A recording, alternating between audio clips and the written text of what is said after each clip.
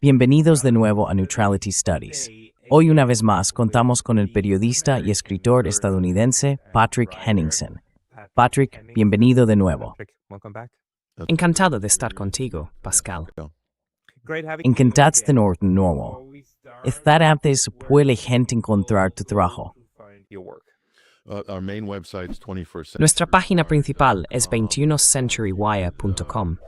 Si podéis visitar nuestro canal de YouTube, sería de gran ayuda. Estamos muy limitados por los algoritmos. También estamos en Substack, patrickhenningsen.substack.com.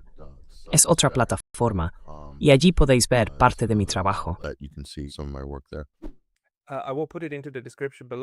Lo pondré en la descripción más abajo, pero ahora vamos a entrar de lleno en tu trabajo más reciente. De hecho, te has centrado en la cuestión de qué impulsa la migración y también has analizado un poco las manifestaciones tanto de la derecha como de la izquierda. ¿Podrías darnos una visión general de en qué has estado trabajando en el tema migratorio?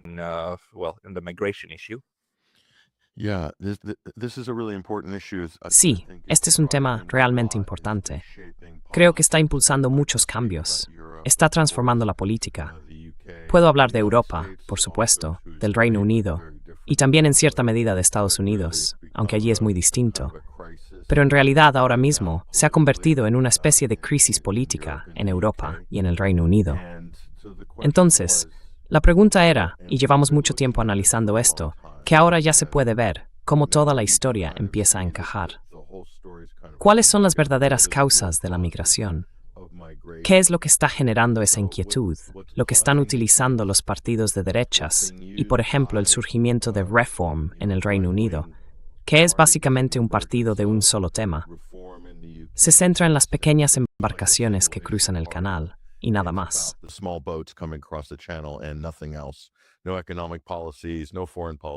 Ninguna política económica, ninguna política exterior, nada. Solo detener los barcos, detener a los inmigrantes y un discurso muy antiislámico. Esa es la base de su programa. Lo mismo ocurre, y esto se ve también en Alemania. Lo encuentras en otros partidos de derechas en Europa. Y parece que ese es el bloque común. Pero si profundizas un poco te das cuenta de que la pregunta que nos hacemos es, ¿cuáles son las causas de las oleadas migratorias hacia Europa? Y no hace falta mucho tiempo para verlo cuando empiezas a analizar las distintas oleadas. Yo he estado sobre el terreno cubriendo esto en Estados Unidos, en la frontera con México, concretamente la crisis migratoria del verano de 2014 y 2015, durante el segundo mandato de Obama. Fue una historia enorme.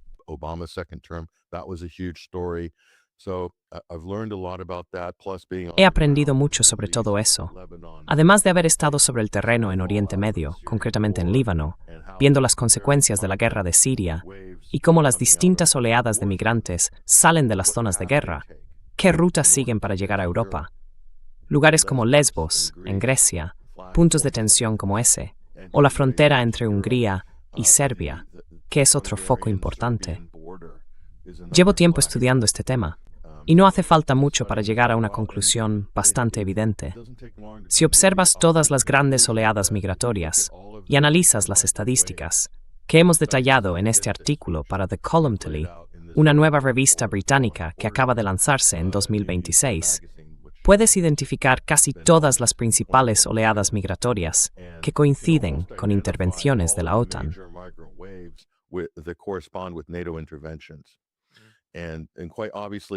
Exacto. Y evidentemente, los grandes casos son Afganistán y luego la guerra sucia en Siria. Mucha gente no la considera una intervención de la OTAN, pero lo fue, sin ninguna duda. Ahí estaban Turquía, Estados Unidos, el Reino Unido, los Países Bajos, Alemania, Francia, entre muchos otros países, participando activamente en la desestabilización de Siria y en el armamento de lo que entonces llamaban rebeldes moderados. Pero claro, el objetivo final era desestabilizar el país y derrocar al gobierno. Les llevó más de 10 años conseguirlo, pero al final lo hicieron. Mientras tanto, eso provocó el desplazamiento forzoso de personas desde Siria a través de Turquía. Y en un momento hablaremos de los aspectos más interesantes de todo esto. que fue lo que descubrimos.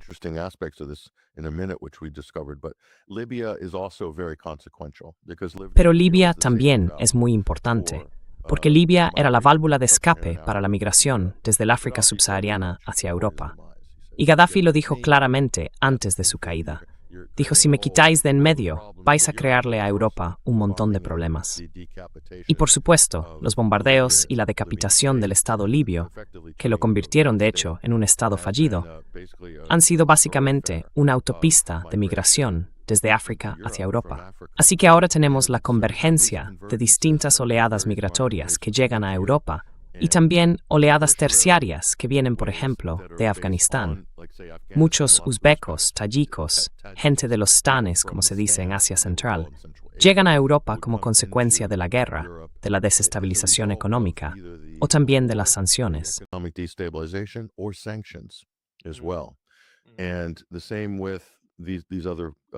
Y lo mismo ocurre con esos otros puntos de tensión de los que hemos hablado. Hay una correlación directa ahí, y eso se ve de muchas maneras. El tema de Israel también influye en todo esto, porque la política exterior de la OTAN, en gran medida, y la política exterior de Estados Unidos desde la guerra de Irak, fueron un gran motor de la migración hacia Europa en su momento, igual que lo fue la guerra de Yugoslavia, la desintegración de Yugoslavia. Así que esto es un factor enorme. Israel también desempeña un papel muy importante en la estructura de la política exterior estadounidense. Y la política exterior de Estados Unidos es, en esencia, la política intervencionista de la OTAN.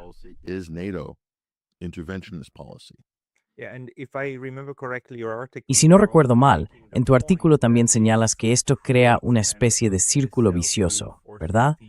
Cuantas más guerras hay, más migrantes. Y cuantos más migrantes hay, sobre todo en Europa, más fuerte se vuelve la derecha. Cuanto más fuerte es la derecha, más apoyo puede obtener Israel. ¿Podrías hablar un poco sobre eso?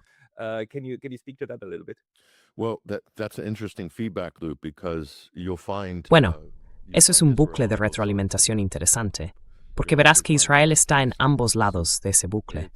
De hecho, lo encontrarás en 3 lados. Es un tema curioso.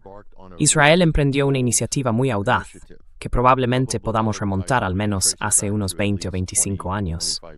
Consistía en crear una alianza con la derecha europea. Y creo que ha sido probablemente un proyecto a muy largo plazo, con el objetivo de desradicalizar a la derecha en Europa, en Occidente. Pasar de una posición en la que el antisemitismo o los sentimientos antijudíos estaban de algún modo en el núcleo de esa extrema derecha, a darle la vuelta y convertirlos, básicamente, en sionistas.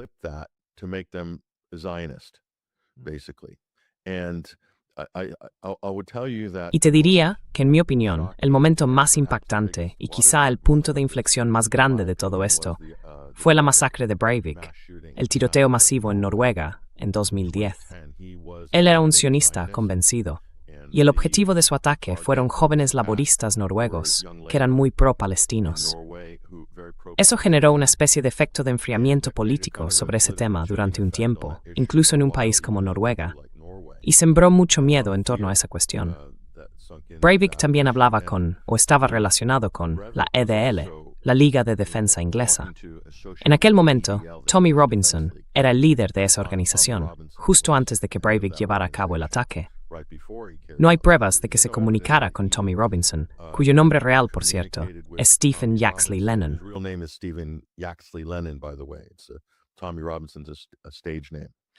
Tommy Robinson es un nombre artístico, pero el hecho de que Breivik estuviera vinculado, antes del tiroteo, con la EDL, él se identificaba como templario, con una iconografía muy de cruzado cristiano. En muchas de sus fotos personales y de sus pertenencias aparece lleno de esos símbolos. Así que se puede ver esta idea de una convergencia con la visión de Israel, que probablemente esté bastante contento de ver el resurgir de este nuevo cruzadismo y del nacionalismo cristiano en Europa, porque también les conviene y justifica su propia posición. Netanyahu y otros líderes israelíes han aprovechado esto. Cuando hablan con la derecha europea, dicen, estamos luchando contra ellos aquí, para que no vayan allí. Estamos defendiendo las puertas de Viena, en cierto modo. Sí. Oye, una breve pausa, porque hace poco me banearon de YouTube. Y aunque ya he vuelto, esto puede pasar otra vez en cualquier momento. Así que por favor, considera suscribirte no solo aquí, sino también a mi lista de correo en Substack. Es pascalyotath.substack.com. El enlace estará en la descripción de abajo. Y ahora, volvamos al video. Sí, creo que dijo algo más o menos en ese sentido. Y la gente de la que hablas son, por supuesto, los sionistas cristianos, de los que hay distintas corrientes. Los de Estados Unidos son, claro, del tipo de Pete Hegseth. Todos ellos vuelven a su iconografía con los tatuajes, los caballeros templarios y todo eso. Es como un espíritu de cruzada, en realidad, aunque bueno, cada uno lo entienda a su manera. Ahora bien, en Europa la cosa es distinta. Hay dos corrientes dentro de la derecha. Está la derecha que va en esa misma línea, y esos son los sionistas cristianos.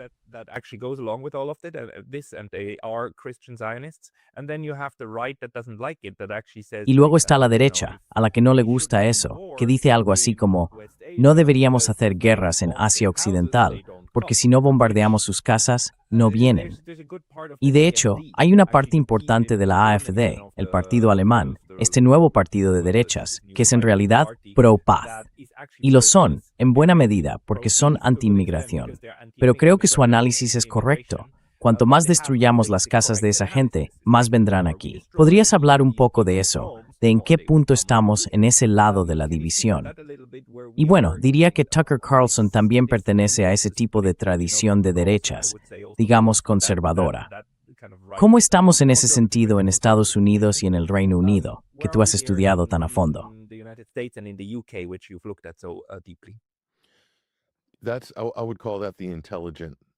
Yo lo llamaría el sector inteligente de la derecha, o lo que solemos llamar, al menos en apariencia, la extrema derecha, que sería el ala antiintervencionista, o digamos, la contraria a la guerra. Desde luego, alguien como Tucker Carlson, aunque sea estadounidense, refleja y expresa esas ideas, y explica los motivos detrás de ellas. Así que se trata de un análisis más crítico, más basado en la lógica y en la historia, menos emocional y mucho más pragmático. Está mucho más en la línea del conservadurismo de Ron Paul, del pensamiento libertario y de la política exterior de tipo Scott Horton en Estados Unidos.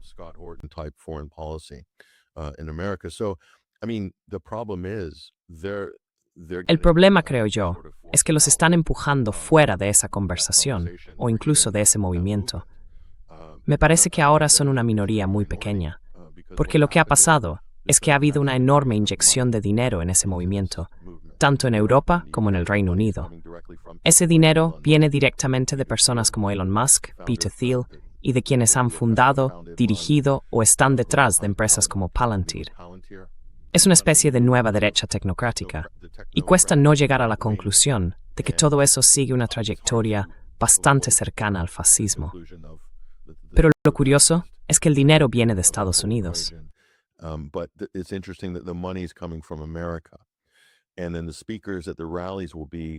Y luego, en esos mítines, los oradores serán gente que viene volando desde Estados Unidos, o pondrán a Elon Musk por videoconferencia, que está insistiendo mucho en temas de corte etnonacionalista. Y además están jugando la carta cristiana. Quiero decir, Tommy Robinson, en su último mitin en Londres, todo giraba en torno al cristianismo. Tenían montones de cruces enormes que la gente podía ponerse al hombro. Había personas cargando esos crucifijos gigantes, vestidos con cota de malla y ya sabes, con un delantal con la cruz de Jerusalén encima. Es que si lo piensas, resulta bastante alucinante. ¿Dónde viste eso? Fue en el centro de Londres este sábado. Puedes verlo en las redes sociales.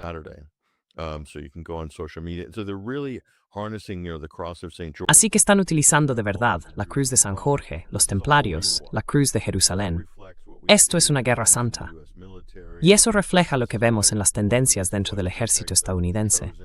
Esa es una de las razones por las que eligieron a Pete Hegseth como secretario de Defensa. El lobby israelí lo apoyó mucho por ese motivo. Pero dejando eso aparte, están inyectando de verdad este nacionalismo cristiano.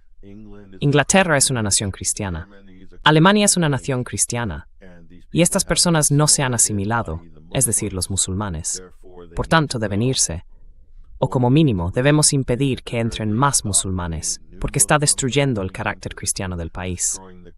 Así que están avanzando con mucha agresividad.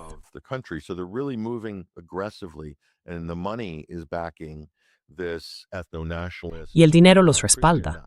Este nuevo tipo de extrema derecha, etnonacionalista, nacionalista cristiana, está tomando forma, y ellos ven lo que hace Israel como una especie de obra de Dios, un trabajo sagrado, digamos, en relación con el genocidio del pueblo palestino, aunque haya un gran porcentaje de palestinos cristianos. Pero eso, básicamente, no les entra en la cabeza a las personas de derechas. Yo personalmente, después de muchas conversaciones sobre este tema, veo que son completamente ignorantes del hecho de que existen cristianos árabes en el Levante, en Líbano, en Irak, incluso en Irán, cristianos armenios. Simplemente no lo asimilan. Y eso ya sería otra conversación sobre el carácter de, bueno, Estados Unidos como un estado colonial de colonos, y también Europa, su mentalidad, y cómo ven lo que llaman el Oriente.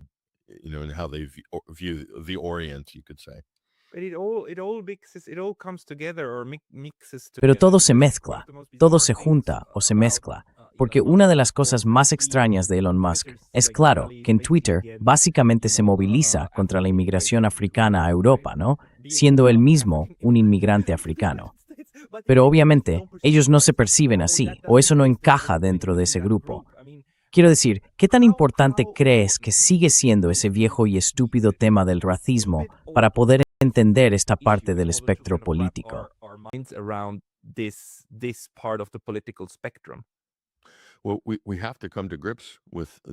Bueno, tenemos que afrontar este tema y tenemos que ser capaces hasta cierto punto de analizarlo a fondo para entender exactamente qué estamos viendo, ¿vale? Y lo que estamos viendo con toda esa rabia, hay un par de teorías de la conspiración que se han metido en el discurso aquí. Una de ellas es la llamada teoría del gran reemplazo. Seguramente has oído hablar de esto. Y el uso actual de esa teoría, es decir, lo que gente como Tommy Robinson lo dijo en el escenario el sábado, es que están intentando reemplazarnos, a nosotros, los blancos cristianos, los pueblos originales de estas tierras cristianas, ¿vale? Están intentando reemplazarnos. Eso es lo que se conoce como la teoría del gran reemplazo.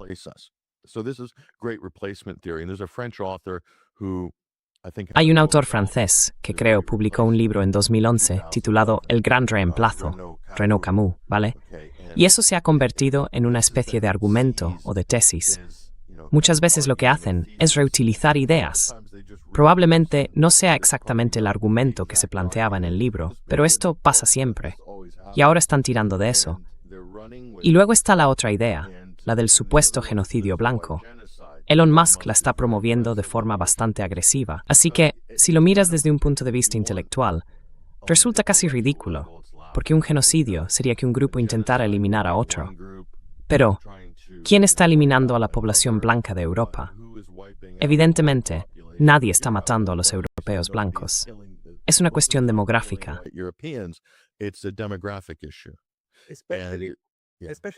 Sí, sobre todo para la gente de izquierdas, y yo me incluyo ahí. Es difícil escuchar algo así, porque en realidad la única raza que consiguió erradicar por completo a las razas de 3 continentes y sustituirlas por su propio color de piel fueron los europeos blancos.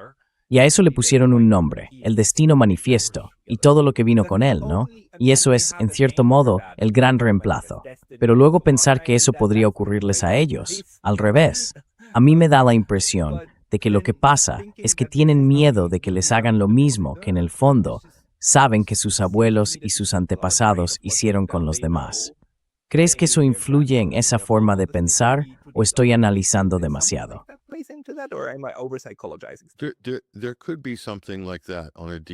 Podría haber algo de eso, sí, a un nivel psicológico profundo. Y lo que estás viendo, esa expresión, es una especie de reacción de disonancia cognitiva ante ello.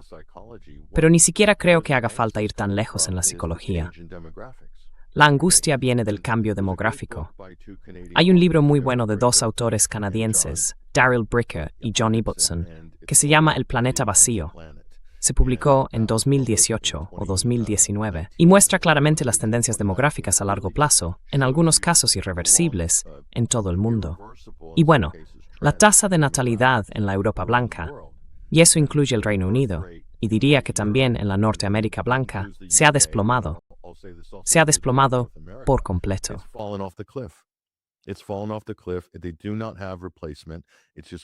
No tienen reemplazo. Simplemente va a ir haciéndose cada vez más pequeño hasta volverse terminal. Y entonces, hay que preguntarse por qué. Yo intenté explicarlo de forma muy breve en el artículo que publiqué, dando algunas de las razones. Hay muchas razones distintas.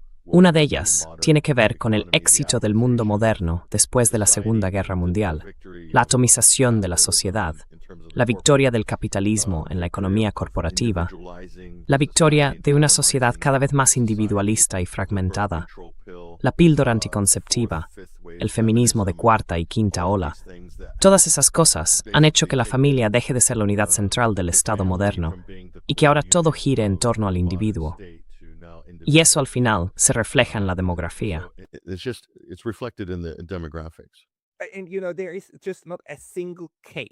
Hasta donde yo sé, no hay ni un solo caso de un país que haya pasado a formar parte del grupo de naciones desarrolladas sin que al mismo tiempo haya experimentado una caída en la tasa de natalidad. Es como si, en cuanto los países se vuelven prósperos, automáticamente tuvieran menos hijos.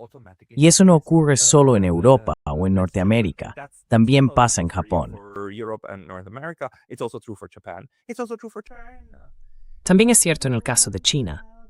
Tuvieron una política del hijo único durante unos 30 años, porque pensaban que el mayor problema que tenían era la superpoblación. Resulta que, claro, ahora tienes otro problema.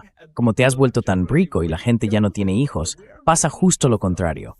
Somos históricamente muy malos prediciendo los problemas de población. Y tengo más ejemplos de eso. Pero que yo sepa, no hay ni un solo caso en el que un país se haya hecho rico y no haya tenido también una caída en la tasa de natalidad. Así que la riqueza es la principal razón por la que las sociedades ya no tienen tantos hijos. Pero entonces, ¿qué están haciendo políticamente con eso quienes hablan de esa teoría del gran reemplazo y cosas por el estilo?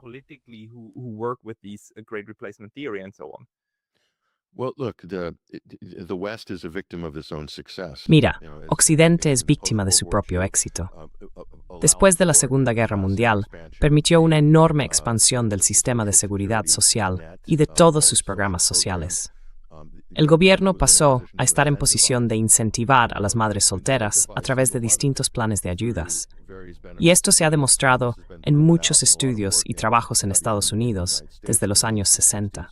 También tuvo un efecto muy negativo en la comunidad afroamericana, como una de las consecuencias del programa de la Gran Sociedad de Lyndon B. Johnson. Es solo un ejemplo, pero podríamos ir caso por caso en Europa y ver cómo algunas de estas dinámicas llegan hasta hoy. Además, se puede observar cómo ciertos estereotipos se reforzaron en los medios, en la televisión, en el cine, esos temas sobre cómo sería el futuro, esa nueva cultura que separa a los adolescentes de sus padres, a los jóvenes de los mayores, y todos esos proyectos de compartimentación de ingeniería social. En definitiva, este es el resultado.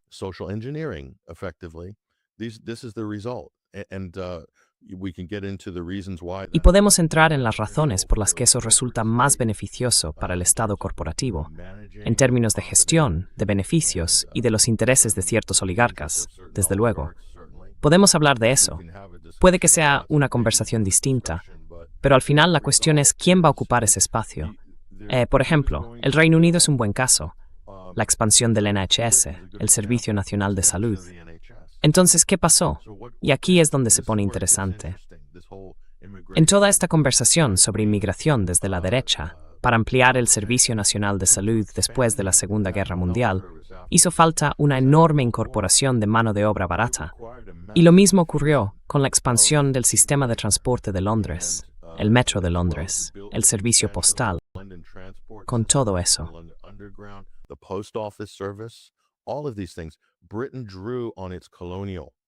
Gran Bretaña recurrió a sus súbditos coloniales para poder hacerlo.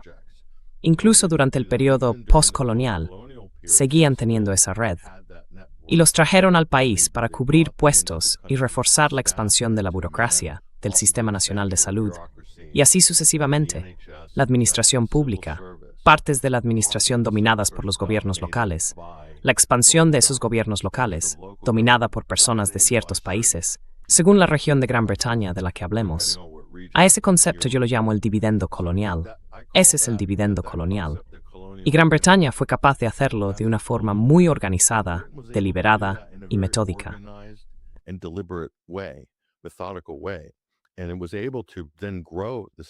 Y eso permitió que el país creciera, y en efecto, que aumentara también su PIB durante ese periodo, durante su etapa postcolonial, lo que ayudó en la transición del colonialismo al postcolonialismo. Pero el resultado final de todo eso es una transformación total del color, de la demografía, del tejido social de la Gran Bretaña moderna. Y eso coincide con lo que se suele llamar ser víctima de tu propio éxito, en el sentido de que la población británica nativa, la población blanca, por así decirlo, en muchos casos pudo vivir de las ayudas sociales durante buena parte de su vida adulta, entre trabajos, en paro, madres solteras y así sucesivamente. Y todo eso se conecta con esas tendencias que vemos reforzadas por las políticas del gobierno, de las que hablaba antes.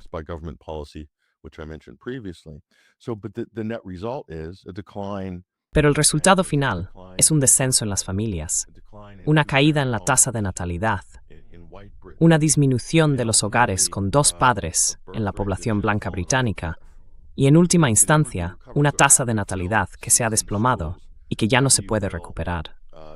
Entonces, ¿cómo se llenan las aulas en las escuelas? ¿Cómo se cubren los puestos en el sector de los cuidados, que atiende a una población cada vez más envejecida? Pues vienen de África, vienen del Caribe, de Jamaica, de Barbados, de antiguas colonias británicas. Vienen a ocupar esos trabajos, desde Nigeria, desde varios países africanos. Es decir, está bastante claro, esas personas están sosteniendo la transformación demográfica del Reino Unido. Y entonces, en algún momento te das cuenta de que si las instituciones reciben financiación, como las escuelas, los hospitales, esas grandes instituciones, o incluso el servicio postal, en realidad se financian por persona. Si el aula está llena, hay fondos para esa institución. Y esto pasa en muchos otros sectores de la sociedad. ¿Qué estaciones de tren seguirán abiertas y cuáles cerrarán? ¿Qué líneas de autobús seguirán siendo viables y cuáles no? ¿Quién va a conducir los autobuses? Y así sucesivamente. Así que, si no hay una plantilla de base para cubrir esos puestos, esas partes de la sociedad acabarán colapsando.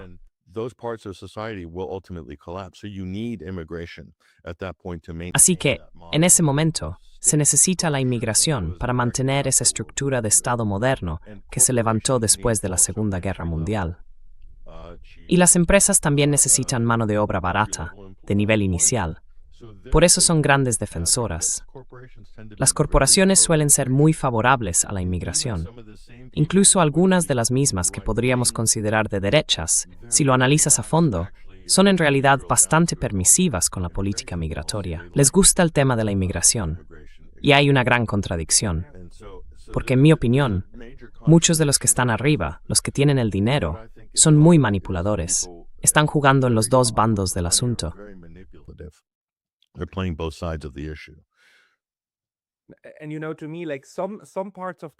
Y bueno, para mí, algunas partes de ese debate son algo natural, en el sentido de que los cambios demográficos son lo más normal del mundo, ¿no?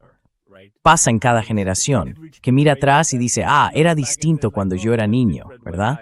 Y entonces intentas adaptarte a esos cambios. Y claro, algunas de esas conversaciones hay que tenerlas. ¿Cómo cubrimos nuestros puestos? ¿Qué políticas aplicamos? Y se puede ver que los japoneses tienen problemas parecidos.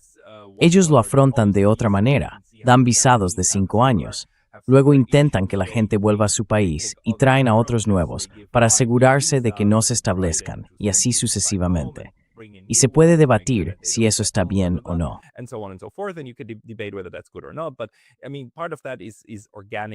Bueno, en parte eso surge de forma natural, simplemente por las necesidades del momento.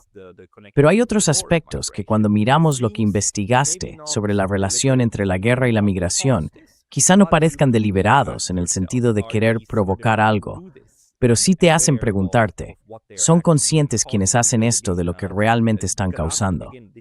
Porque de nuevo, con Gaddafi esto estaba clarísimo. Gaddafi dijo, como tú señalaste, que se aseguraban de que Europa no se viera inundada por la inmigración. Y luego lo derrocaron. Y como era totalmente previsible, llegó la crisis con toda esa gente que venía en barcos y después se abrió un gran debate dentro de Europa. ¿Podemos profundizar un poco más en este tema? ¿Hay algo que hayas descubierto y que todavía no hayamos mencionado?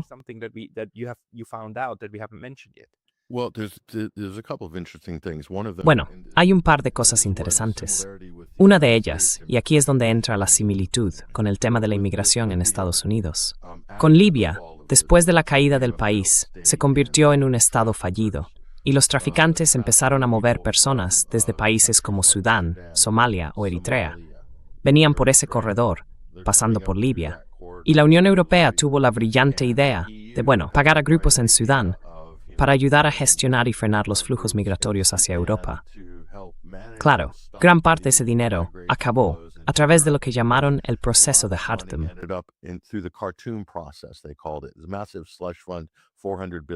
Era un enorme fondo opaco de 400 millones de euros. Gran parte del dinero acabó en manos de las RSF, las Fuerzas de Apoyo Rápido, los antiguos Janjaweed, que básicamente estaban implicados en el tráfico. Así que, en la práctica, la Unión Europea estaba pagando para traficar con más africanos hacia Europa, con fondos europeos, porque pensaban, esto es una gran idea para los burócratas de Bruselas.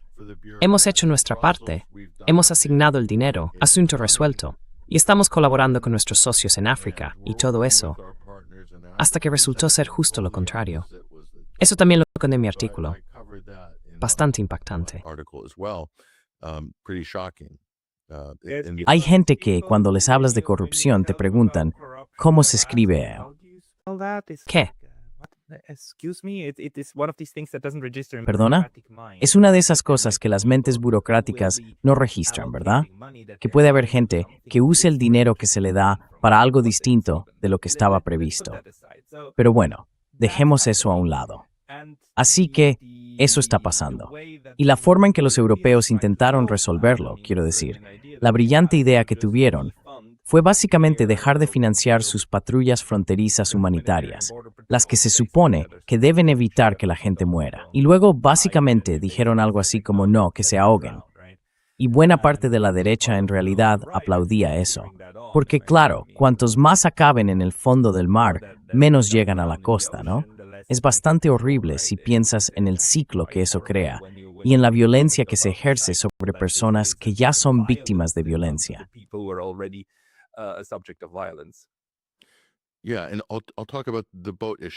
Sí, y voy a hablar del tema de los barcos, porque ese es el asunto principal, el que está marcando la política en torno a esto en Europa y en el Reino Unido.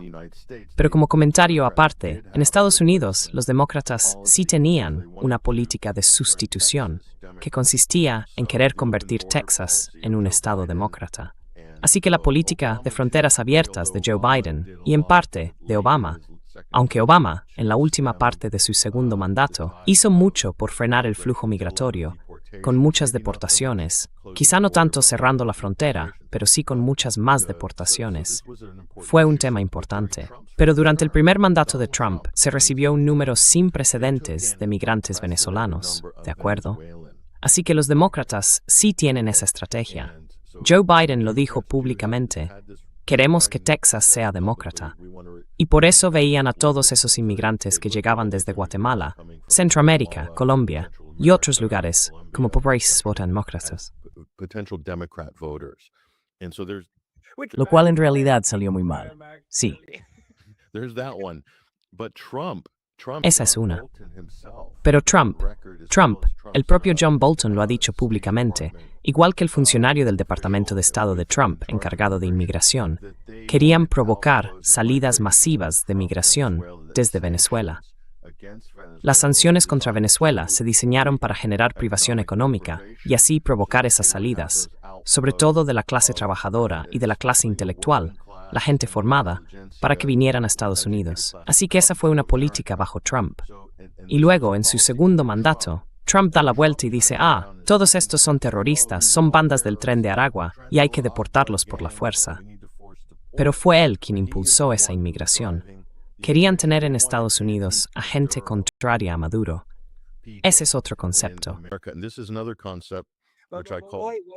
¿Por qué querrías tener a la gente contraria a Maduro en Estados Unidos, en lugar de en Venezuela, donde podrían ser útiles para derrocar al gobierno?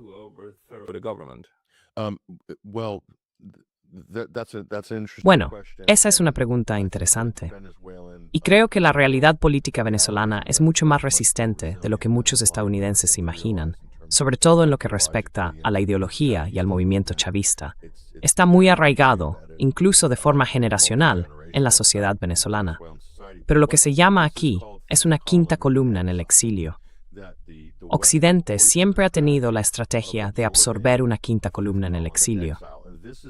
Y ahí está el problema. Eso llevó a la instrumentalización del solicitante de asilo. Ahí es cuando en los últimos 20 años se produce esa división entre refugiados y solicitantes de asilo. Entonces todo el mundo pasa a ser solicitante de asilo. Y eso se ha abusado muchísimo. Y creo que este es otro efecto no deseado.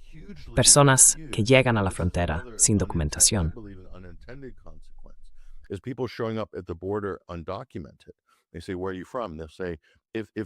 Te preguntan, ¿de dónde eres? Y dicen, si Estados Unidos está interesado en un cambio de régimen en Venezuela, si dices, Maduro tiene que irse, solicitud de asilo inmediata, tramitada por vía rápida.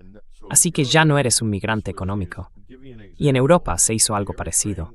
Te pongo un ejemplo. Con Eritrea, tras el golpe socialista y la independencia del país, había una política en Europa según la cual, si llegaba gente de Eritrea, se les aceleraba el proceso de asilo.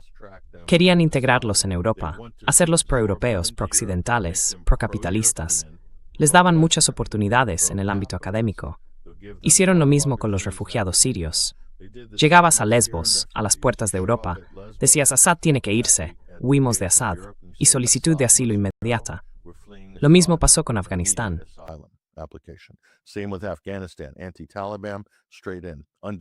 Anti-talibán, directamente. Sin papeles, podría ser uzbeco. Solo dices soy de Afganistán y estamos huyendo de los talibanes. Podría ser tunecino. Y muchos tunecinos y personas del norte de África, en Bélgica, en Francia, en los Países Bajos, llegaron a Grecia diciendo que eran sirios porque hablan árabe.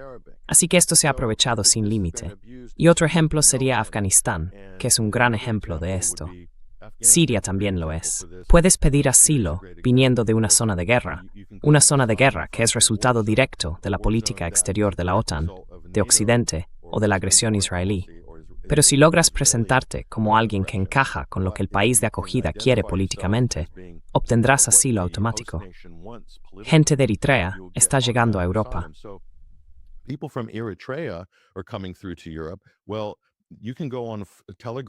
Bueno, puedes meterte en foros de Telegram o en grupos de Facebook en esos idiomas, y ahí te dicen exactamente qué decir, cuándo ir, cómo estarán las condiciones en el paso, qué documentos deberías llevar o no llevar contigo. Así que si dices que eres de Somalia o de Etiopía y quieres entrar en Europa, simplemente te presentas y dices, soy de Eritrea. Puede que no tengas papeles y aún así te conceden asilo de forma rápida. Y esto es un problema documentado. Lo mismo pasa con Siria. Mucha gente vino de Albania. Gran parte del flujo de albaneses hacia Europa, después de la creación de Kosovo, consistía en personas que decían ser albano-kosovares, pero no lo eran simplemente de Albania. Asilo inmediato, en el Reino Unido y en Europa. Y esto se ha aprovechado hasta el extremo.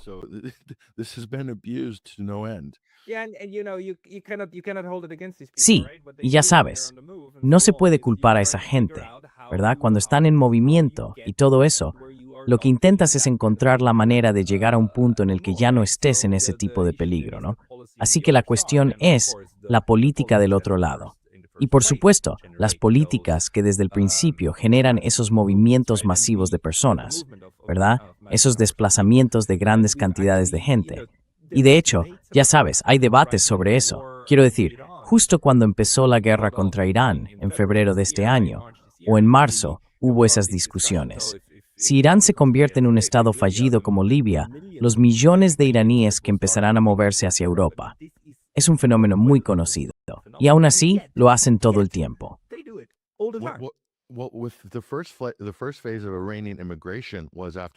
La primera oleada de inmigración iraní fue después de 1979, ¿verdad? Y ahí absorbieron a todos los monárquicos que huyeron. Ahora mismo los están utilizando como una especie de quinta columna en el exilio. Se puede ver claramente con todos esos influencers. Y si vas a los mítines de Tommy Robinson, del movimiento nacionalista cristiano de extrema derecha en el Reino Unido, lo que más llamó la atención este fin de semana fue la cantidad de banderas monárquicas iraníes junto a las israelíes. Era un mar de banderas monárquicas iraníes. Y Tommy Robinson subiendo al escenario el sábado para decir, básicamente, que hay que instalar a Reza Pahlavi como el líder legítimo de Irán. Así que, en términos geopolíticos, bueno, se puede debatir si él es una oposición controlada o una herramienta del Estado. Pero desde luego, si sigues el rastro del dinero, verás que apoya prácticamente todas las políticas militares que respalda el gobierno británico, lo cual es bastante llamativo.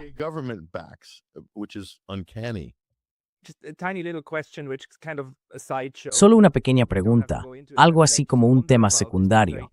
No hace falta que entremos en ello, pero me lo pregunto de verdad, porque sinceramente no entiendo por qué la gente que defiende una Irán democrática utiliza a Reza Pahlavi, el hijo del Shah, diciendo que hay que poner al hijo del monarca para recuperar la monarquía, que entonces sería una democracia. Quiero decir, ¿por qué no saltan las alarmas en ese ámbito? Es que, incluso como relato, es muy pobre. Y él, como es una broma, ¿verdad? No lo entiendo.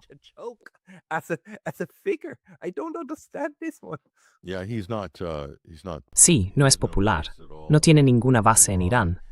Siempre le digo a la gente, medio en broma, que si hubiera elecciones el mes que viene, probablemente yo sacaría más votos que Reza Pahlavi en unas elecciones iraníes, si eso existiera. ¿Por qué quieres unas elecciones? Solo quieren que lo pongan ahí. No va a haber elecciones. No va a pasar. Es una broma. Y se ha convertido en un auténtico espectáculo paralelo. Pero de alguna forma, deja al descubierto lo superficial y lo completamente delirante que se ha vuelto la conversación política. Ahora, sobre el tema de las pequeñas embarcaciones, vamos a desglosarlo con cifras. En 2024, hubo un total de 948.000 inmigrantes que llegaron al Reino Unido. De ellos, 37.000 llegaron en pequeñas embarcaciones, un porcentaje relativamente muy pequeño. Pero 517.000 personas emigraron del Reino Unido ese mismo año. Eso significa que la inmigración neta en el Reino Unido, en 2024, fue de aproximadamente 430.000 personas. Así que si analizamos esos 37.000, el 70% de quienes llegaron en pequeñas embarcaciones proceden de 5 lugares distintos.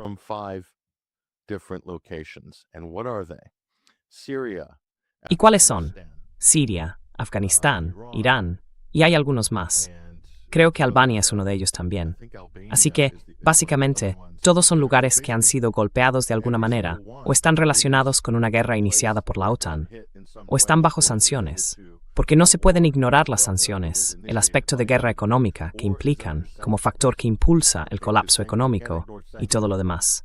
Irak era el quinto país, Irak. Así que eso representa el 70% de las personas que van en esas pequeñas embarcaciones. En algún momento hay que establecer esa conexión. Yo diría que hay algo más que una simple correlación. Creo que es causalidad. Y creo que se puede defender ese argumento con bastante solidez desde muchos puntos de vista.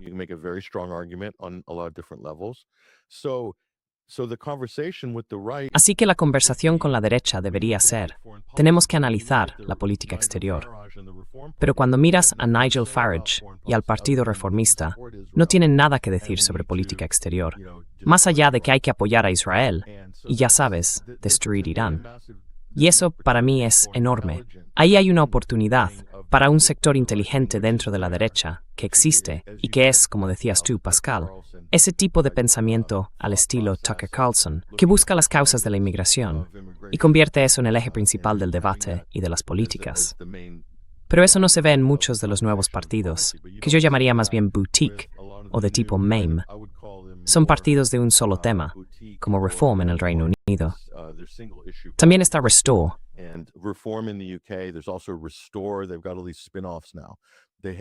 Ahora tienen todos esos grupos derivados. Odian a los musulmanes y son anti-inmigración. Básicamente, eso es todo en lo que basan su discurso. Pero no vas a ver ningún cambio real en el resultado final. Y más allá de eso, Pascal, esos 948.000 inmigrantes en total, la gran mayoría, más del 90%, son inmigrantes legales.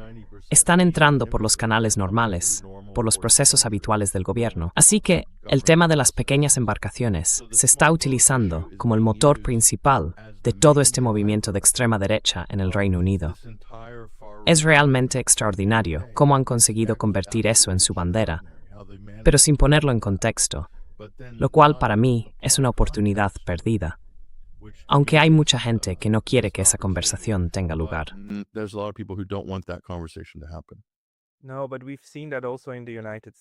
No, pero eso también lo hemos visto en Estados Unidos, ¿verdad? En el primer mandato de Donald Trump, cómo se aferró a ese único tema y lo repetía una y otra vez. ¿No? El muro. Quería su muro. El muro iba a resolverlo todo. El muro, el muro, el muro. Nada de inmigración. El muro. Y ahora tenemos un muro desde hace, ¿qué? Unos 8 años. Y claro, ya entonces sabíamos que la mayoría de esa inmigración es en realidad inmigración legal, que llega por los aeropuertos. El muro, la gente que cruza corriendo la frontera, es un asunto menor si lo comparamos con el impacto total de la migración hacia Estados Unidos. Ciertamente, en Texas o en algún otro sitio puede ser un poco más relevante, pero solo relativamente. Así que esto es el uso y abuso habitual del tema migratorio. Lo que resulta mucho más inquietante, como has señalado varias veces, es el aspecto fabricado del asunto y cómo se está utilizando como un bucle de retroalimentación.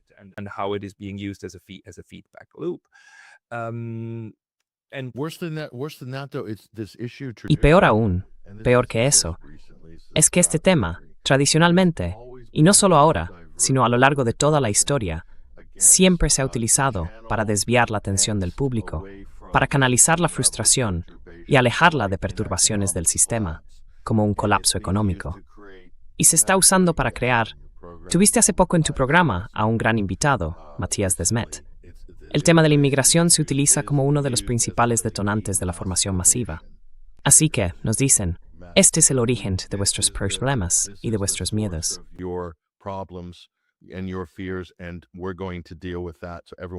Y vamos a ocuparnos de eso. Así que todos, fijaos en los barcos, fijaos en los musulmanes, fijaos en los inmigrantes. Han creado una especie de formación masiva, claramente, en el Reino Unido. Es real, está creciendo y se está moviendo, y todo bajo la apariencia del patriotismo y también del cristianismo. Así es como lo están presentando. Y para mí es completamente artificial, una operación de base falsa.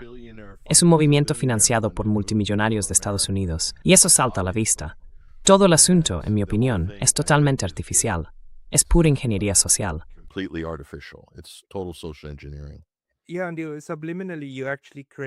Sí, y de forma subliminal, en realidad se crea incluso la argumentación necesaria para que la gente acepte cosas tan horribles como un genocidio.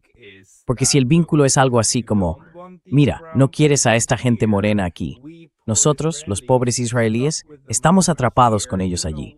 Tú no los quieres. Así que necesitamos una especie de solución final. Y bueno, tenemos algo parecido aquí. Puede que no te guste, pero hagámoslo y finjamos que no está pasando.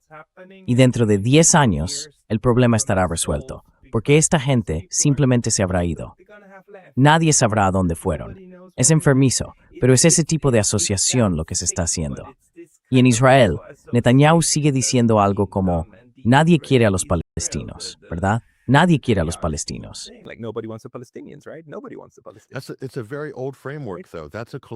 Es un marco muy antiguo. Es un marco colonial, absolutamente un ejemplo clásico de mentalidad colonial. Y ese marco sigue existiendo, aunque se supone que en Occidente vivimos en una era postcolonial. El marco sigue ahí. Solo tienes que verter dentro la nueva política y encaja a la perfección. Y entonces obtienes la recreación de algo que creías políticamente extinto.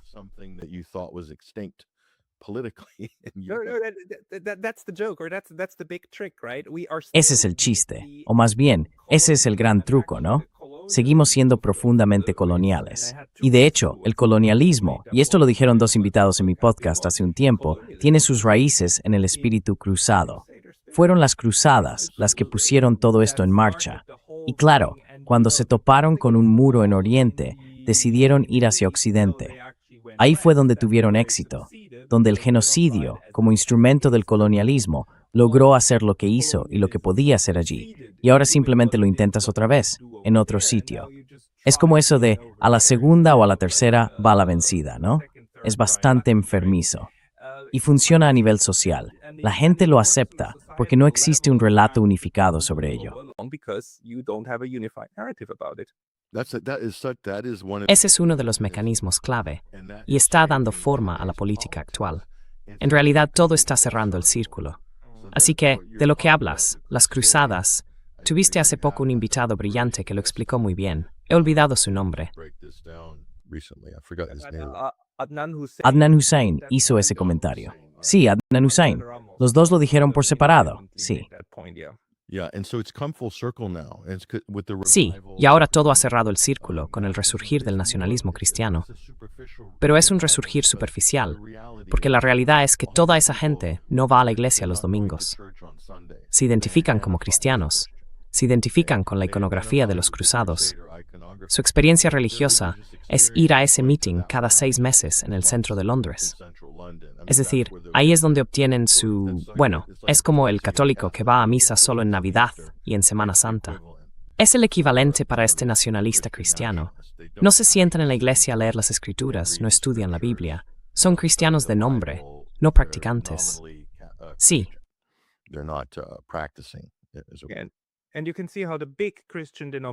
Y se puede ver cómo las grandes denominaciones cristianas, las que son religiones organizadas de verdad, sobre todo las dos más grandes, los católicos y los ortodoxos, no están de acuerdo con eso. Tienen una teología completamente distinta sobre todo el asunto. Son los evangélicos, las iglesias nuevas, las pequeñas, las que no tienen raíces profundas, las que siguen ese camino. Es bastante fascinante. Sí, y además Israel. Los israelíes son grandes conocedores de las culturas y la política occidentales. Conocen nuestra política mejor que nosotros mismos. Porque son occidentales, ¿verdad? Forman parte de nosotros, no son algo aparte, no son de Oriente Medio, son occidentales, coloniales, polacos, ucranianos, rusos. Son un puesto colonial de Occidente y observan estas tendencias, las aprovechan y de hecho ayudan a impulsarlas. Y como decías antes, la conexión con el genocidio, junto con la disonancia cognitiva en Occidente y la falta de oposición frente a ello, está tocando una especie de ADN colonial muy profundo, una mentalidad de exterminar la amenaza para que los colonos se sientan seguros. Por eso, en el fondo, de manera subconsciente, Matzer Eich hinter koja eithke ausenesu en Gaza. Der Fachles Valles Occidentales putas gratis de un punto histórico. Nes hamba.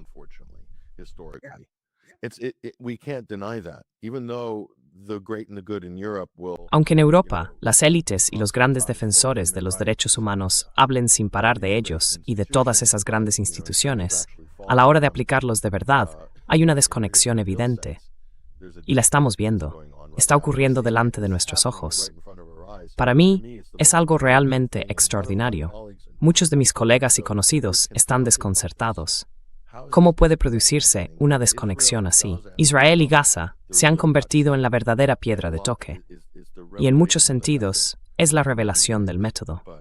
Pero ha hecho falta una tragedia terrible para dejar al descubierto esta desconexión tan profunda, esta hipocresía y esas viejas mentalidades que siguen ahí. Siguen ahí, latentes, y está claro que siempre han estado bajo la superficie.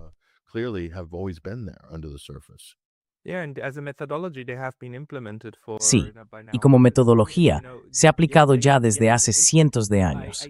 Ayer intenté averiguar si había alguien con quien pudiera hablar, alguien de los pueblos nativos de Estados Unidos. Estuve mirando las páginas web de los navajos, los cherokees y los apaches. El tipo de problemas que mencionan en sus páginas, de lo que hablan, de lo que se sienten orgullosos. Creo que son los Cherokees, los que destacan con orgullo que el año pasado consiguieron ampliar el suministro de agua a 500 viviendas.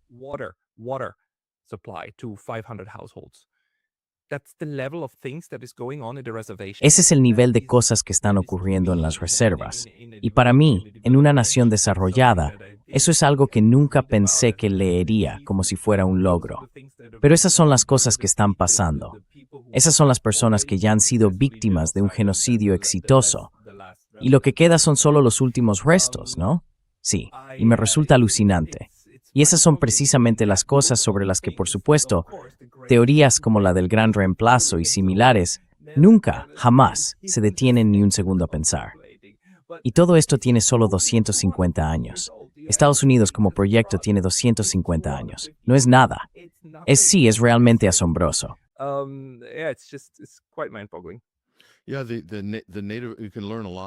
Sí, se puede aprender mucho estudiando los problemas de las tribus nativas americanas, tanto en el pasado como hoy en día.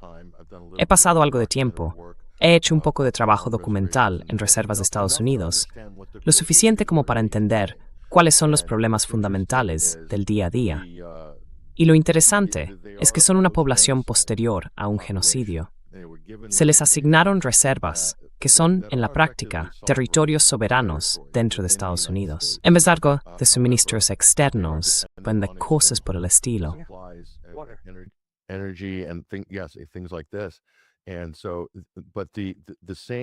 Así que, las mismas técnicas que utiliza el gobierno de Estados Unidos y los gobiernos europeos para financiar grupos sectarios en Siria, en Líbano o en otros países que consideran objetivos, funcionan igual. Financian a unos y no a otros. Eso genera tensiones entre ellos, y esas tensiones permiten una posible desestabilización y, al final, un cambio de régimen. Estados Unidos ha hecho esto en Líbano. Y ahora se ven las consecuencias. El país está al borde de una guerra civil, porque la agencia USAID lleva décadas financiando a familias cristianas y sus negocios, pero no a chiíes ni a algunos suníes, dejando fuera a otros. Todo eso con el dinero del contribuyente estadounidense.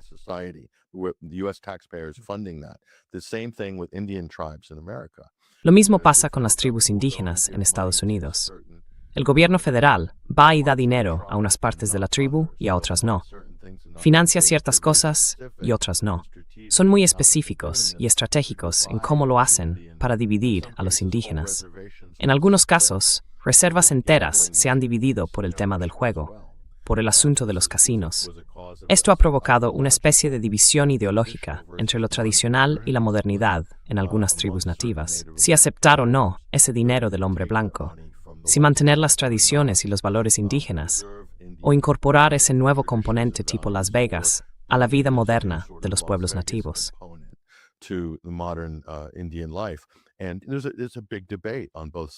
Y hay un gran debate en ambos lados sobre eso. Pero el resultado final ha sido, en algunas tribus importantes, como los Lakota Sioux, por ejemplo, una gran división, una división profunda a causa de todo eso. Además, están los problemas del alcoholismo y el hecho de que los bancos no abren sucursales en las reservas porque no hay una base de crédito. Así que la gente tiene que cobrar sus cheques fuera de la reserva, gastar el dinero fuera de la reserva. Y así es como se estructuran muchos países extranjeros, ya sabes, con sanciones, con acuerdos comerciales con Estados Unidos. Esas estrategias se perfeccionaron aquí, en Estados Unidos, antes incluso de exportarse como política exterior en el siglo XX. Sí.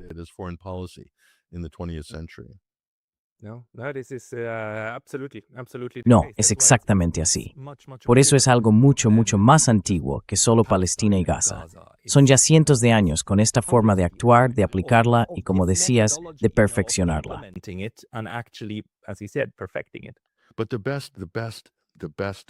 Pero el mejor laboratorio para esto fue el Imperio Británico. Y la colonia más antigua de Gran Bretaña es Irlanda, ¿verdad? Vale. Podríamos decir Escocia, pero digamos Irlanda. Hubo una política clara de despoblar Irlanda. y además de vaciarla de una cierta clase educada, por ejemplo, la clase media, la clase que empezaba a ascender socialmente. En aquel momento, en el joven país americano, los oligarcas estadounidenses estaban encantados de recibir esa llegada de mano de obra barata, de inmigrantes irlandeses con cierto nivel educativo, así como de sirvientes por contrato en la primera oleada del siglo XIX, y estaban muy contentos de hacerlo. Así que eso convenía tanto a los británicos y a su antigua colonia como a las élites de Estados Unidos en aquel momento. E Irlanda pasó de tener 8 millones de habitantes a solo 3 millones.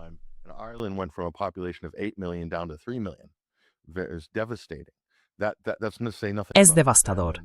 Y eso sin mencionar la hambruna y todas las demás cosas que también ocurrieron. Así que esto es una estrategia. Se ha utilizado en todo el mundo contra otras colonias y contra otros países considerados objetivos. Y ahora, en su versión moderna, se aplica a través de sanciones, de guerras, o fomentando conflictos internos y guerras civiles sectarias.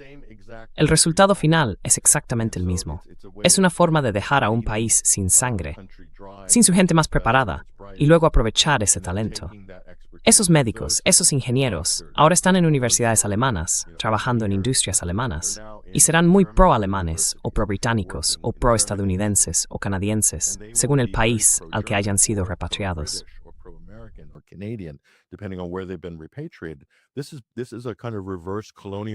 Esto es una especie de estrategia colonial, a la inversa, y también una forma de utilizar la migración como arma, muy vinculada a la geopolítica y, en concreto, a la política exterior.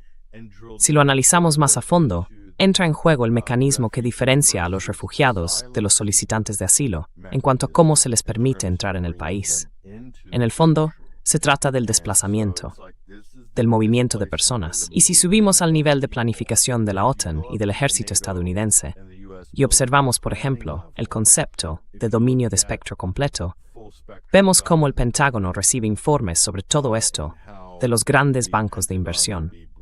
Un autor muy interesante que habla de ello es Thomas Barnett. Seguro que te suena, de Estados Unidos.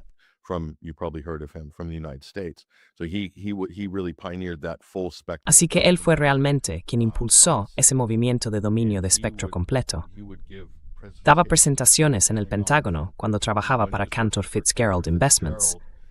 Esto fue justo alrededor del 11 de septiembre. ¿Cómo vamos a trasladar a esta gente desde África y traerla hasta aquí? ¿Qué va a hacer falta? Y luego se incorporaban todos esos factores: la guerra, el medio ambiente, el cambio climático, y así sucesivamente. Pero de lo que se trataba era de llevarlos desde lo que él llama la brecha hasta el núcleo. El núcleo es Occidente avanzado. La brecha es el mundo en desarrollo. Todo se hablaba abiertamente, se hacía de forma muy abierta. Ingeniería social a gran escala. ¿Cuáles son los motores de todo esto? La OTAN es uno de los grandes impulsores. La política exterior de Estados Unidos. Israel también ha sido un gran impulsor de esto.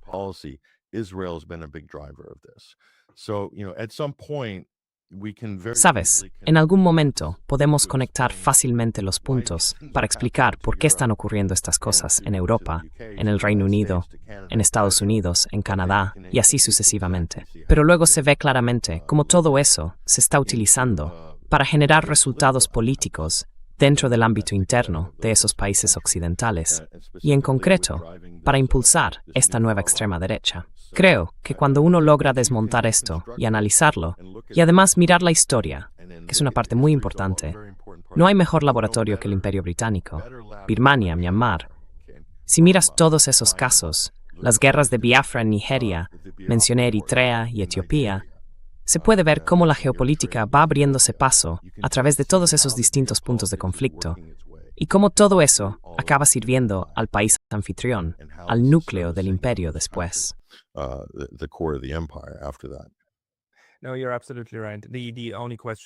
No, tienes toda la razón. La única duda que tengo es hasta qué punto todo eso se planifica desde el principio, por gente que tiene una visión general de lo que quiere hacer, y hasta qué punto es más bien una dinámica de acción y reacción, donde una cosa va llevando a la otra. Pero al final es simplemente el resultado de lo que hace un imperio, ¿no? Es el efecto neto, lo que acaba saliendo de tener un imperio. Pero bueno, eso ya será tema para otro día. Creo que ha sido un análisis brillante, también por la forma en que un periodista ha sabido profundizar, investigar a fondo. Patrick, una vez más, si la gente quiere seguir tu trabajo, ¿dónde puede hacerlo?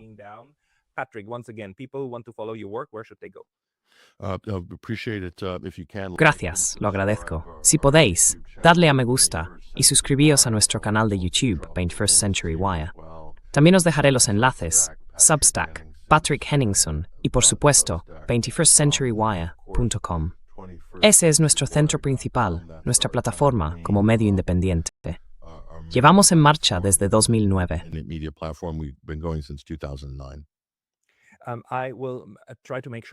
Intentaré asegurarme de que todos los enlaces estén en la caja de descripción de abajo.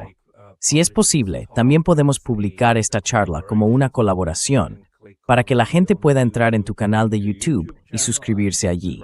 Recuérdame hacerlo por si se me olvida, aunque intentaré que no. Patrick Henningson, muchísimas gracias por tu tiempo hoy. Se lo agradezco. Muchas gracias, Pascal Lotas.